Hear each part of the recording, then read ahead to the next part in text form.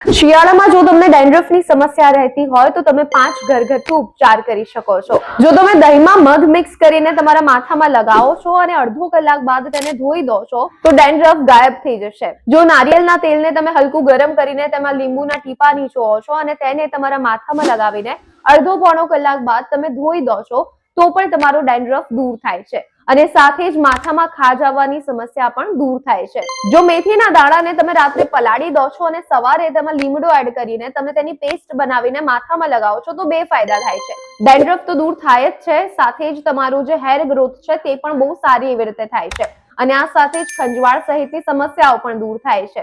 આ સાથે જ તમે એલોવેરા જેલને ડાયરેક્ટ તમારા માથામાં લગાવી શકો છો, તેનાથી તમારી જે ડ્રાય સ્કિન છે તે નોર્મલ થઈ જાય છે અને તમારી ડેન્ડ્રફની સાથે જ ખંજવાળની સમસ્યા દૂર થાય છે। અને જો તમે તમારા શેમ્પૂમાં ટી ટ્રી ઓઇલનો ઉપયોગ કરો છો, 3-4 ટીપા ટી ટ્રી ઓઇલના તમે શેમ્પૂમાં નાખીને તમારું માથું ધુવો છો તો પણ તમારા ડેન્ડ્રફની સમસ્યા દૂર થાય છે।